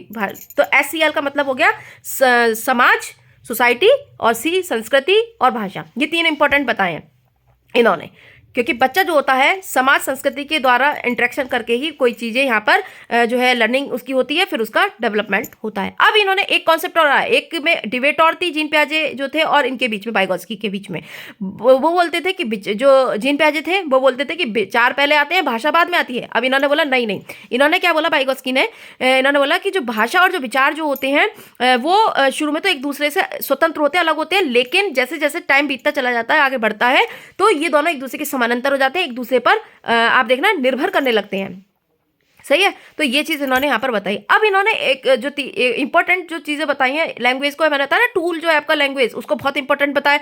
तो लैंग्वेज के बारे में इन्होंने बताया था कि 3 तरीके की इन्होंने लैंग्वेज बताई है। एक आपकी होती है सोशल स्पीच होती है, ये जब बच्चा 2 साल तक का होता है तब आती है, और दूसरी प्राइवेट स्पीच होती है जो आपकी 3 से आप 6 साल के होते तब, और एक आपकी आती है इनर साइलेंट स्पीच, आंतरिक वाक्य जो होता है। तो ये आंतरिक बात जो होती है वो आपकी 7 साल से ऊपर आती है, ठीक है। तो अब एक एक करके देखती हूँ। जो आपकी सोशल स्पीच जो होती है 2 साल की, आपने देखा होगा जब आप बच्चे को कोई चीज़ खानी होती है, जब 2 साल का बच्चा है तो कैसे मांगता है, दे दे दे दे, ला ला ला, ऐसे करके करता है, वो कुछ 1-2 वर्ड बोल के आपसे वो चीज़ ले लेगा। ये हो गई सोशल स्पीच, ठीक है। दूसरी हो गई निजी बात, प्राइवेट स्पीच, जो मैंने बताया 3 से 6 साल तक की होती है। इसमें बच्चा क्या करता है कि खुद से ही बातें करता है, जोर जोर से अपने आप ही बातें कर रहा है, बोल रहा है। जैसे मान लो कोई चीज़ वो पढ़ रहा है तो वो यहाँ पर खेल रहा है कि मुझे ये कलर नहीं अच्छा लग रहा, ये वाला कलर ज़्यादा अच्छा है, ये वाला पेन ज़्यादा अच्छा है ना, या ये वाला वीडियो गेम ज़्यादा अच्छा है, ये तो अपने आप से बातें करता है, मुझे ये चीज़ अच्छी लग रही है, ये चीज़ नहीं अच्छी लग रही है, अपने आप से खुद से वो बातें करता है। अपने काम को दिशा निर्देश देता है, डायरेक्शन देता है। और इसी प्राइवेट स्पीच को जो जीन पियाजे थे उन्होंने ईगोसेंट्रिज्म बोला था, ठीक है। तो यानी कि है ना, तो उन्होंने इस बात जो बात है उसको इन्होंने इतना महत्व नहीं दिया था, लेकिन इन्होंने दिया है, वाइगोत्स्की ने महत्व दिया है प्राइवेट स्पीच को। और यहाँ से क्वेश्चन बन जाते हैं कि एक लड़की, ऐसे करके क्वेश्चन भी था कि अपने अलमीरा में कपड़े लगा रही है और वो खुद से बात कर रही है ना, वो अपने आप ही बोले, किसी और से नहीं करते हैं, करते खुद से ही हैं, लेकिन खुद से बात कर रही है कि इस जगह मैं अपने ट्राउजर रख दूंगी, इस जगह मैं अपनी ड्रेस रख दूंगी, इधर जीन्स रख दूंगी, इधर शर्ट रख दूंगी, इस तरीके से इधर सूट रख दूंगी, साइड रख दूंगी। इस तरह से वो अपने आप से ही बातें कर रही है, अपने काम को दिशा निर्देश वो दे रही है। किस, तो वो कौन सी स्पीच के अंदर आएगी, तो वो आपकी प्राइवेट स्पीच के अंदर आता है, ठीक है। तीसरी जो मैंने आपको यहाँ पे बताई है साइलेंट इनर स्पीच। जो साइलेंट इनर स्पीच जो होती है ये हमारी होती है 6 साल से ऊपर, 7 साल के बाद से आपकी ये वाली स्पीच चल रही होती है। इसमें बच्चा क्या करता है, जो इंसान जो होता है वो अब यहाँ पर खुद से बात तो वो खुद से ही कर रहा है, लेकिन अब वो यहाँ पर जोर जोर से बोल बोल के नहीं करेगा बात, वो अपने आप अपने मन में खुद से ही बात करेगा, दिमाग में ही चीज़ें रहेंगी उसके, ठीक है। जैसे मान लो आप कोई भी, जैसे आपका कल एग्जाम है, सीटेट का आपका एग्जाम है, ठीक है, तो आप अपने मन में ही सोच रहे हो, हम अपने मन में ही रिवीजन करने लगते हैं ना, तो उसे आप बोल बोल के नहीं कर रहे हैं, आप अपने मन में ही उस अपने जो भी चीज़ें उनको आप बार बार रिवीजन कर रहे हो, दोहरा रहे हो अपने मन में, बोल नहीं रहे हैं, लेकिन मन में हमारी चीज़ें चल रही हैं कि है ना। तो ऐसा होता है, जैसे भैया हमारे साथ भी होता है, सबके साथ ही होता है, ये तो नॉर्मल सी बात है। अब जैसे कि अब आपको जाना है कि मतलब किस तरीके का एग्जाम आएगा, ये भी चीज़ें चल रही होंगी कहीं ना कहीं दिमाग में, है ना। तो कि मैं क्या पहन के जाऊंगी, ये सब चीज़ें, या पहन के जाऊंगा, ये सारी चीज़ें चलती हैं दिमाग में। तो ये हम इसमें किसी और को नहीं बता रहे होते हैं, खुद से कर रहे होते हैं। अब आप देखो जितने भी जो लोग हैं ज़्यादातर इसी स्पीच का यूज़ करते हैं, ठीक है। अब लोग जो है मतलब एकदम से सामने नहीं बोलते हैं मुंह पे कि तुम्हारी मुझे ये बात बुरी लगी, उसे अंदर ही अंदर रख लेंगे। अगर मुंह पे किसी के बोल दोगे कि तू तो झगड़ालू टाइप का व्यक्ति है, या है ना फेंकू इंसान है, मुंह पे नहीं बोलते हैं लोग, यही सब चीज़ें कर रहे हैं लोग, गलत करते हैं, खैर, लेकिन ये चीज़ें करते हैं, नहीं तो लड़ाई दंगे वगैरह हो जाएंगे इसलिए, ठीक है। तो ये 3 तरह की स्पीच इन्होंने बताई थी। ये हो गया हमारे वाइगोत्स्की के जो टॉपिक था, ये हो गया। अब हम लेते हैं यहाँ पर नेक्स्ट जो थ्योरी हम यहाँ पर लेते हैं कोलबर्ग की। कोलबर्ग जो थे उन्होंने अपना यहाँ पर नैतिक विकास, जो आपके वो थे कोलबर्ग, उन्होंने नैतिक विकास का सिद्धांत दिया था, ठीक है। वो यहाँ पर एक स्टोरी सुनाई थी, उसके थ्रू उन्होंने जो है यहाँ पर अपना ये सिद्धांत दिया था कोलबर्ग ने। तो सबसे पहले आपसे यहाँ पर ये क्वेश्चन पूछ लिया जाता है कि भाई नैतिक विकास का सिद्धांत किसने दिया है, तो हम थॉर्नडाइक ने दिया है, स्किनर ने दिया है, या कोलबर्ग ने दिया है, या इनमें से किसी ने नहीं। तो किसने दिया है? कोलबर्ग ने। इन्होंने एक स्टोरी सुनाई थी कि एक यूरोप में एक व्यक्ति था हिंज नाम का, उनकी वाइफ थी, उनको कैंसर हो गया था, उन्हें पैसों की जरूरत थी। अब वो जो दवाई थी एक ही मेडिकल स्टोर पर मतलब मिल रही थी, उस व्यक्ति ने खुद से वो दवाई बनाई थी, अब वो उन्हें बहुत महंगी दे रहा था, ठीक है, वो तैयार नहीं हुआ। अब इतने पैसे नहीं थे, तो ये जो थे कोलबर्ग कह रही हूँ, हिंज जो थे, तो वो अपने मतलब दोस्तों के पास या जो रिश्तेदार थे उनके पास गए थे पैसे लेने। तो कुछ रुपए उनके इकट्ठे हो गए, लेकिन जितने रुपए चाहिए थे उतने नहीं हुए अभी भी। उसने हाथ पैर जोड़े कि भाई वाइफ मर जाएगी, लेकिन वो आदमी नहीं मानता है, जो व्यक्ति है सामने दुकान वाला वो नहीं मानता है, मेडिकल स्टोर वाला। अब वो रात में जाते हैं, चोरी करके दवाई लेकर के आ जाते हैं। अब जो है यहाँ पर कोलबर्ग जो थे, अब क्वेश्चन पूछते हैं कि हिंज ने चोरी जो की है वो सही किया या गलत किया। बच्चे आंसर क्या देंगे? 2 ही आंसर यहाँ पे मिलेंगे, कुछ बच्चे बोलेंगे सही किया, कुछ बोलेंगे गलत किया, ठीक है। तो यहीं से ही इनके थ्योरी के 2 कंसेप्ट निकल के आएंगे। एक निकलता है नैतिक दुविधा, मैं बार बार कह रही हूँ, इंग्लिश में टर्म याद रखना। नैतिक दुविधा होता है आपका मोरल डिलेमा। मोरल डिलेमा क्या होता है कि आपको जैसे हिंज उसमें पड़ गया था, असमंजस की जो स्थिति हो जाती है, समझ नहीं आता है कि मैं ये चीज़ करूँ या ना करूँ वाली जो स्थिति है ना। तो इसमें क्या होता है, जैसे हिंज ने भी सोचा होगा चोरी करते पे, उसने सोचा था कि मैं दवाई चुराऊं या नहीं चुराऊं, दवाई चुराऊंगा तो पुलिस लेकर चली जाएगी, बदनामी होगी। दूसरी चीज सोच रहा था कि अगर नहीं चुराता हूं तो मेरी वाइफ मर जाएगी। तो ये 2 चीजें उसके सामने आ गई। तो ये हो गई हमारी नैतिक दुविधा। और इसी तरीके से एक एग्जांपल जैसे मान लो ये है, जैसे आपका कल सीटेट का एग्जाम है, अब यूपी टेट का भी होता तो आप भी दुविधा में पड़ जाते, है ना।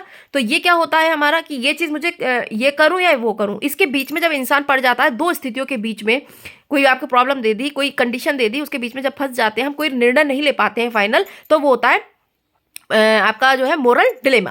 अब एक टर्म होती है मोरल रीजनिंग, यानी कि नैतिक तर्कना। इसमें क्या होता है, जब इंसान जो होता है, दोनों स्थिति जो थी, जो प्रॉब्लम जैसे जिस स्थिति में डाला गया था बच्चों को, उसमें से फाइनली वो कोई एक जो है चूज कर लेगा। अब तो वो होता है हमारा रीजनिंग। जैसे कि मॉरल रीजनिंग कैसे, जैसे कि हिंज भी था, तो हिंज ने यहाँ पर क्या डिसाइड किया, चोरी करनी है नहीं करनी है। तो उसने वो डिसाइड किया कि मैं चोरी करूंगा, चाहे मुझे पुलिस पकड़े, लोग मुझे कुछ भी कहें, लेकिन मुझे अपनी वाइफ को बचाना है। तो उसने यहाँ पर चोरी मतलब करना चूज कर लिया। ठीक है, तो ये चीज़ हो गया। तो जैसे अब आप ही हो, तो अब आप जैसे सीटेट का एग्जाम है, यूपीटेट का है, तो आप भी एक ही तो एग्जाम दे सकते हैं, तो आप चूज करना ही पड़ जाएगा कि मैं कौन सा करूँ। तो आप अपना तर्क लगाओगे, लॉजिक लगाओगे खूब सारा, उसके बाद जो है फाइनली एक डिसीजन पर आ जाओगे। वो हो गई हमारी मॉरल रीजनिंग। ठीक है, अब इन्होंने इसी तरीके से ये जो आपके जो नैतिक ये जो थे, सॉरी कोलबर्ग जो थे, उन्होंने यहाँ पर इस अवस्था ये जो सिद्धांत दिया है अपना मॉरलिटी वाला, नैतिक विकास का, तो पहले अब देखो उसमें इन्होंने 3 लेवल बताए हैं और तीनों की ही जो है 2-2 उनके अवस्थाएं बताई हैं, या आप समझ लो तीनों लेवल के 2-2 बच्चे हैं। ठीक है,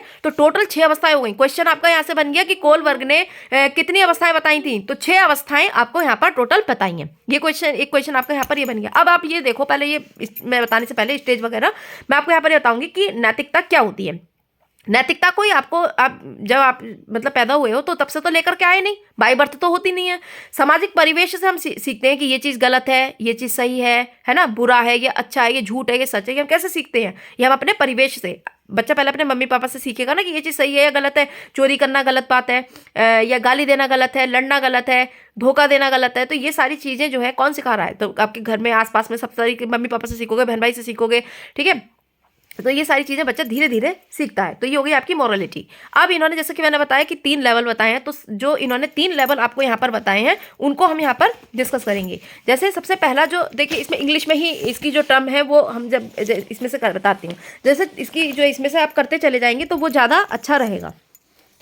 ठीक है, पहला लेवल जो इन्होंने बताया था आपको, सबसे पहला है आपका प्री कन्वेंशनल। ठीक है, सबसे पहला जो लेवल इन्होंने बताया प्री कन्वेंशनल लेवल बताया, और इसकी भी 2 स्टेज बताएंगे। देखिए प्री कन्वेंशनल जो लेवल जो होता है,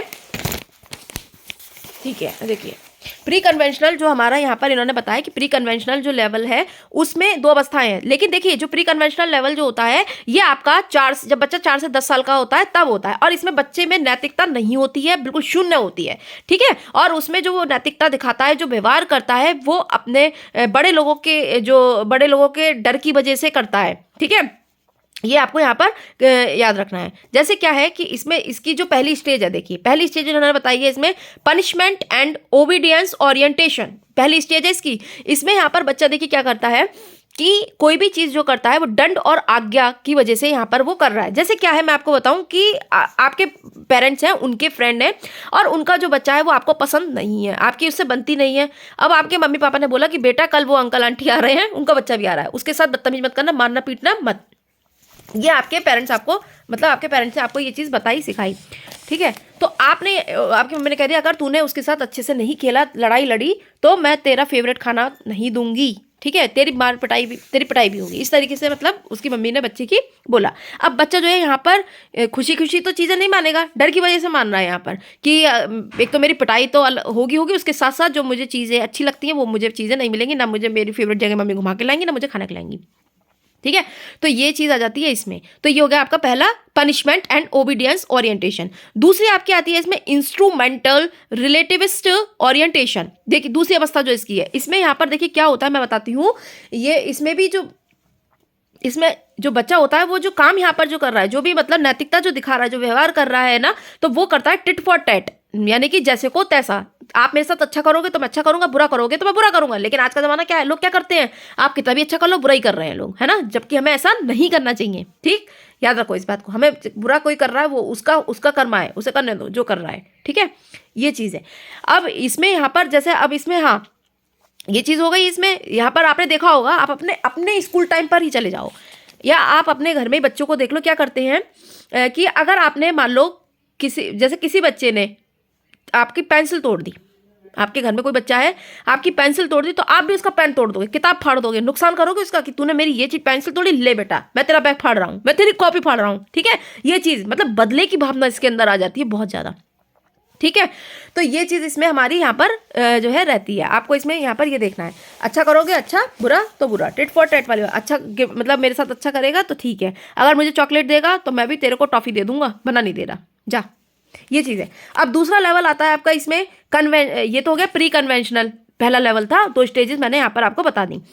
ठीक है। दूसरा आपका लेवल आता है, देखिए कन्वेंशनल लेवल आता है। इसमें भी 2 स्टेज होती है। इसमें जो बच्चा होता है अब हो गया 10 से 13 साल का, इसमें भी जो व्यवहार करेगा, जो नैतिकता का जो दायरा है, जो उसके मम्मी पापा ने सिखा दिया वो यहाँ पर सीख गया है। उसे अपना दिमाग यहाँ पे कुछ नहीं लगाना है, जो चीज़ चली आ रही है वही चीज़ वो मानता रहता है। ठीक है। इसमें पहली जो स्टेज आती है good boy nice girl orientation.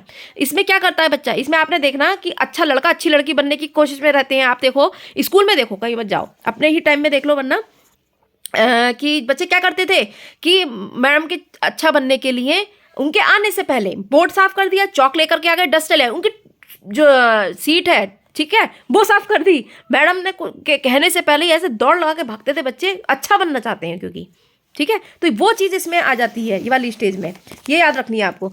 इसी की जो दूसरी स्टेज जो आपको यहाँ बताइए, बताइए मेंटेनिंग सोशल ऑर्डर। यहाँ पर जो बच्चा जो होता है वो सामाजिक व्यवस्था बनाने का काम कर रहा है। जैसे मानो यहाँ पर जो है बच्चे को ये चीज़ पता चल जाती है कि जो जैसे जो सिग्नल है उस पर रेड लाइट होती है, तो उसमें वहाँ पे उस समय कार रोक देनी चाहिए। ठीक है, कार रोक देनी चाहिए, बिल्कुल, चलो ये बात ठीक है। कोई कोई चीज़ें जो होती हैं, लेकिन कई बार हमें रूल ब्रेक भी करने पड़ते हैं, कुछ रूल ऐसे होते हैं तोड़ने चाहिए। लेकिन अब उसे यहाँ पता है कि मुझे जो है कुछ भी हो जाए, ये चीज़ मुझे ब्रेक नहीं करना है रूल।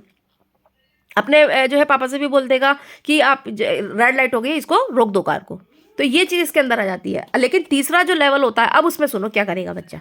देखिए तीसरा जो लेवल होता है वो होता है पोस्ट कन्वेंशनल। देखिए पोस्ट कन्वेंशनल लेवल जो होता है, इसमें अब जो इंसान बच्चा है वो किशोर हो गया, बड़ा हो गया है। ठीक है, अब जो वो यहाँ पर व्यवहार करेगा, यानी कि 13 से ऊपर का हो गया बच्चा, अब बड़ा हो गया वो, अब वो यहाँ पर जो भी व्यवहार करेगा, जो नैतिकता दिखाएगा, वो यहाँ नहीं मानेगा बड़ों के कहने से, है ना। जो उसको सही लगेगा, जो उसके लिए अच्छा होगा, वो वही करेगा। आप देखो, आप अपनी मर्जी से यहाँ पर जॉब जो है आप अपनी मर्जी से करते हो ना, कि मुझे ये चीज़ करनी है, या जिस किसी से आपको शादी करनी, तो अपनी मर्जी से करता है कि ये इंसान मेरे लिए ठीक है, या ये जॉब मेरे लिए ठीक है। तो ये चीज़ इसमें यहाँ पर रहती है।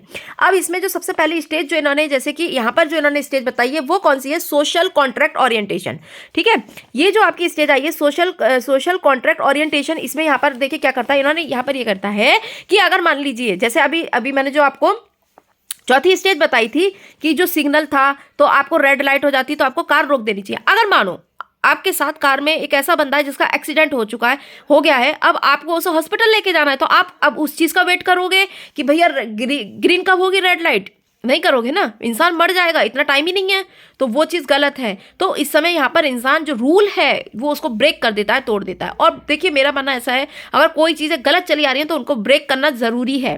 ठीक है, और ये हर एक इंसान को ये चीज़ें समझनी जरूरी हैं। ये हो गया। लास्ट स्टेज आती है आपकी यूनिवर्सल एथिकल प्रिंसिपल्स ओरिएंटेशन। इसमें इंसान क्या करता है, इस जगह तक तो भाई बहुत ही जो महान लोग हैं वो पहुंचते हैं। जैसे आपके भगत सिंह थे, है ना, भगत सिंह थे, राजगुरु थे, सुखदेव थे, जिन्होंने अपने प्राणों की चिंता ही नहीं करी। ठीक है, देश के लिए ही मतलब मर गए, अपने प्राणों की उन्होंने बलिदान दे दिया।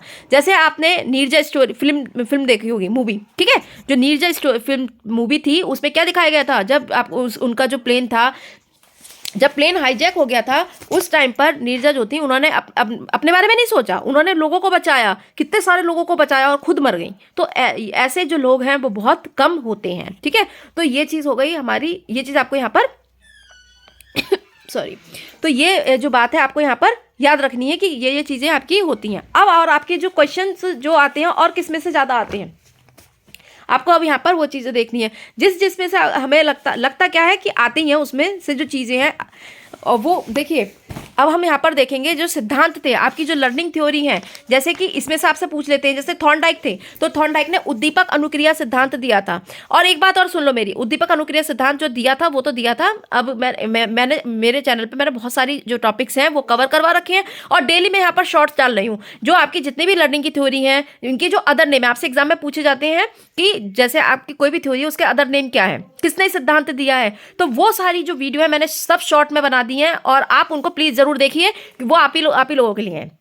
ठीक है, इससे आपका जो रिवीजन है वो अच्छे से हो जाएगा, इसीलिए वो मैंने बनाई है। रोज मैंने डेली शॉर्ट में डाला है कि अलग अलग जो नेम है, हर सिद्धांत की अलग अन्य नाम क्या है, ऐसे पूछते हैं ना, तो ये जरूर पूछते हैं। इसके मैंने अलग अलग जो है शॉर्ट्स बना रखे हैं, आप उनको जरूर देखें। ठीक है, आपके लिए ही बनाए हैं। अब इसमें अब हम एक एक करके, क्योंकि अब इतना टाइम नहीं है कि सारी चीजें आप जो है एक्सप्लेन मतलब मैं भी यहाँ पर कर सकूँ, तो इसलिए मैंने जो भी मेरी वो जो वीडियो है जो मैंने बना रखी है, आप वो जरूर देखो। आप पहले जो आपको पहले क्या देखना है, आपको जो मैंने शॉर्ट्स जो बनाए आप वो देखें, प्लस मेरे चैनल पर जितनी भी वीडियो पड़ी हैं वो देखें, और जो मैं आज जो पढ़ा रही हूं उसको जरूर देख लेना। ठीक है, अब जैसे सबसे पहले जो थॉर्नडाइक थे, उन्होंने कौन सा सिद्धांत दिया था? उद्दीपक अनुक्रिया सिद्धांत दिया था थॉर्नडाइक ने। और आपको याद रखना है कि ये भी पूछ लेते हैं कई बार कि जो आपके थॉर्नडाइक थे उन्होंने किस पर एक्सपेरिमेंट किया था, किस पर प्रयोग किया था, तो आपको ये चीज याद रखनी है, उन्होंने बिल्ली पर प्रयोग किया था। ठीक है, थॉर्नडाइक ने किस पे किया था? बिल्ली पर। और सबसे ये क्वेश्चन तो इतनी बार पूछा गया है कि कहते हैं लर्निंग के जो सबसे पहले जो नियम थे वो किसने दिए थे, तो आपको ये यहाँ पर बता देना है। और आपको ये याद भी रखना है, जो लर्निंग के जो नियम देने वाले जो व्यक्ति थे पहले, वो थे आपके थॉर्नडाइक। ठीक है, तो ये चीजें जो है आप लोगों को याद रखनी है, क्योंकि आप ही के लिए ही भैया बना रहे हैं हम, याद रखना है। लर्निंग के सबसे इन्होंने तीन लॉ दिए थे। इन्होंने दो तरीके के लॉ बताए थे, प्राइमरी बताए थे और सेकेंडरी बताए थे। प्राइमरी लॉ में से ही हमेशा जो क्वेश्चंस जो बनता है प्राइमरी में से बनता है, लेकिन आप जो है सेकेंडरी लॉ भी जो है नाम जरूर सबके याद करना, क्योंकि अदर नेम मैं आपसे बार बार कह रही हूँ वो पूछ लिए जाते हैं। तो प्राइमरी लॉ कौन कौन से दिए थे? सबसे पहले इन्होंने दिया था प्राइमरी लॉ में लॉ ऑफ रेडीनेस, तत्परता का नियम दिया था। दूसरा अभ्यास का नियम, लॉ ऑफ एक्सरसाइज। तीसरा लॉ ऑफ इफेक्ट, यानी कि प्रभाव का नियम। ये तीनों नियम आपको याद रखना, तत्परता का नियम, अभ्यास का नियम, प्रभाव का नियम। किसने दिया है? ये प्राइमरी लॉ है, ये सबसे पहले दिए थे आपके थॉर्नडाइक ने। सेकेंडरी लॉ भी दिए थे, वो जो सेकेंडरी लॉ थे वो आपके इन्होंने 5 प्रकार के जो है आपको सेकेंडरी लॉ दिए थे। देखिए, तो वो भी आपको यहाँ पर याद रखने पड़ेंगे। सबसे पहले जो इन्होंने उसमें दिया था बहु प्रक्रिया का नियम दिया था, है ना, बहु प्रतिक्रिया, सॉरी, ठीक है, बहु प्रतिक्रिया का नियम, यानी कि उन्होंने जो आपको दिया था यहाँ पर, या देखो 5 नियम आपको यहाँ पर ये दिए हैं इन्होंने। बहु प्रतिक्रिया का नियम, लॉ ऑफ मल्टीपल रेस्पॉन्स, मानसिक स्थिति का नियम, जो आपका होता है लॉ ऑफ मेंटल सेट बोलते हैं, इसे हम एटीट्यूड का नियम भी बोलते हैं, मनोवृत्ति का नियम। ठीक है, तो ये भी आपको याद रखना है। आंशिक क्रिया का नियम, लॉ ऑफ पार्शियल एक्टिविटी, समानता का नियम, आत्मसात, लॉ ऑफ एसिमिलेशन और एनालॉजी। ठीक है, सहचर्य परिवर्तन का नियम, लॉ ऑफ एसोसिएटिव शिफ्टिंग। तो ये जैसे ये मैंने आपको यहाँ पर भी बता दिए, लेकिन ये जो अन्य नाम जो है किसी भी थ्योरी के, वो मैंने उसके लिए शॉर्ट्स बना दिए हैं। मैं आपको बार बार बोल रही हूँ, जरूर देख लेना शॉर्ट्स। ये था, तो इन्होंने उद्दीपक अनुक्रिया सिद्धांत दिया है, बिल्ली पर प्रयोग किया है, और 3 जो है इन्होंने प्राइमरी लॉ दिए हैं और 5 सेकेंडरी लॉ दिए हैं। तो ये आपको याद रखना है। दूसरा, अब हम इसमें यहाँ पर देखेंगे शास्त्रीय अनुबंधन सिद्धांत। ये जरूर पूछते हैं, शास्त्रीय अनुबंधन सिद्धांत जो था ये किसने दिया था? ये आपको दिया था पावलोव ने दिया था। किसने दिया था? पावलोव ने दिया था। और इन्हें जो है 1904 में इनको नोबेल पुरस्कार भी मिला था। ये आपके कैसे, मतलब पहले आप कह सकते हो ये थे लेकिन इनको जो यहाँ पर जो मिला था 1904 में इनको नोबेल पुरस्कार मिला था। तो वो किसे मिला था? पावलोव को। पावलोव जो थे उन्होंने कुत्ते पर एक्सपेरिमेंट किया था, डॉगी पर किया था, क्योंकि पूछ लेते हैं कई बार किस पर किया था, तो आपको मैंने बता दिया। इन्होंने इसमें अपने कॉन्सेप्ट दिए थे, आप इसमें याद रखना। क्या दिया था उन्होंने? कॉन्सेप्ट दिए थे, यूसीआर दिया था, बता रही हूँ, देखिए सॉरी, इन्होंने जो कॉन्सेप्ट दिया था यूसीएस दिया था, यूसीआर, सीआर। ठीक है, मैं ये जो चारों कॉन्सेप्ट हैं, यूसीएस, यूसीआर, सीएस और सीआर। देखिए इसका मतलब, देखो मैं आपको बताऊं, जैसे उन्होंने ये बताया था कि जैसे कोई भी कुत्ता है, खाने को देख के उसके मुंह से क्या निकलने लगती है? लार टपकती है। तो ये चीज तो नेचुरल है। यूसीएस जो होता है, जो अनकंडीशनल जो आपका स्टिमुलस जो होता है, ठीक है, तो उसको देख के उसके मुंह से लार आना। यूसीआर यानी कि उसके मुंह से उन्होंने रेस्पॉन्स किया, लार निकाली। तो ये तो जाहिर सी बात है, ये तो हो गया। लेकिन उन्होंने ऐसा किया कि उस कुत्ते के साथ जो उन्होंने एक्सपेरिमेंट किया था, तो वो जो था वो जो आपकी जो वैसी चीज़ें हैं, मतलब अननेचुरल जो चीज़ें थी, जो कृत्रिम चीज़ें हैं, आर्टिफिशियल जो चीज़ें हैं, उसको देखकर भी उसने लार मतलब निकालना उसने जो है यहाँ पर शुरू कर दिया। तो ये उसने लार, जो कुत्ता था उसने लार निकालनी यहाँ पर शुरू कर दी। तो ये क्या है? सीएससीआर। तो यही उनका जो है शास्त्रीय अनुबंधन का सिद्धांत है। तो ये हो गए आपके पावलोव। एक अब आता है आपका सक्रिय जो है, सॉरी, ऑपरेंट कंडीशनिंग थ्योरी है। ठीक है, तो ये सक्रिय अनुक्रिया सिद्धांत जो था ये किसने दिया था? ये आपका स्किनर ने दिया था। और स्किनर ने किस पर एक्सपेरिमेंट किया था? कबूतर पर किया था और चूहे पर किया था। तो ये आपको पता होना चाहिए किस पर किया था, चूहे पर और कबूतर पर। तो ठीक है, बाकी तो आपने जो चीजें पूरी आप देखते रहना, इतना टाइम नहीं है कि सारी चीजें एक्सप्लेन हो सके, इसलिए देखिए आपका क्विक रिविजन चल रहा है। तो इनकी जो अदर नेम है, फिर से बता रही हूँ, शॉर्ट्स में जरूर देखना, ठीक है। ये हो गए आपके स्किनर। और स्किनर, हाँ एक बात और याद रखना कि जो स्किनर थे, अगर पूछे कि पुनर्बलन अनुसूची किसने दी थी, तो पुनर्बलन अनुसूची दी थी आपको स्किनर जो थे उन्होंने ही दी है, याद रख लेना भैया। पुनर्बलन अनुसूची किसने दी है? स्किनर ने दी है, ठीक है, याद रखना। और ये चीज हो गई। अब अगर आपसे पूछे कि पुनर्बलन का सिद्धांत भी है एक आपका, वो किसने दिया? पुनर्बलन का जो सिद्धांत था, जो आपका जो पूरा जो मतलब क्या कहते हैं कॉन्सेप्ट जो था, वो तो दिया था हल ने, सीएल हल जो थे आपके, है ना, हल ने दिया था पुनर्बलन का सिद्धांत। लेकिन अनुसूची की अगर बात करते हैं तो वो दी थी स्किनर ने, ठीक। तो ये आपको यहाँ पर याद रखना है। और इसके अलावा जैसे ये तो हो गया हमारा ये। अब अगर आपसे पूछे कि अधिगम का जो क्षेत्रीय सिद्धांत है वो किसने दिया था, वो आपका दिया है कुर्ट लेविन ने। याद रखना किसने दिया है? कुर्ट लेविन ने क्षेत्र अधिगम सिद्धांत दिया है। और अधिगम सोपान की क्रम का जो सिद्धांत दिया है वो किसने दिया है? वो आपको गैने ने दिया है। और इस ये वाला जो मतलब इन्होंने जो 8 स्टेप बताए हैं इसमें, वो मैं सारे स्टेप आपको शॉर्ट्स में बता चुकी हूँ, मैं आपको बार बार बता रही हूँ, वो मैंने आपको बता दिया, वो आप देख लेना, ठीक है। और आवश्यकता का जो मांग सिद्धांत जो दिया है, अभिप्रेरणा का आवश्यकता मांग सिद्धांत जो था, ठीक है, तो वो किसने दिया था? वो अब्राहम मैस्लो ने दिया था। उसमें उन्होंने 5 प्रकार की आवश्यकताएं आपको बताई थी, वो भी मैं शॉर्ट्स में बता चुकी हूँ, उसको भी आप जरूर देख लेना, ठीक है। जो जो चीजें मैं सब बता चुकी हूँ उसको आप देखते चले जाएं। तो ये तो हो गए हमारे यहाँ तक कि ये जो सिद्धांत थे भाई, ये इन लोगों ने दिए हैं, और ये चीजें अब आपको याद भी रखनी पड़ेंगी, ठीक है, अच्छे से इनको याद, इन सब चीजों को याद रखें आप लोग, ठीक।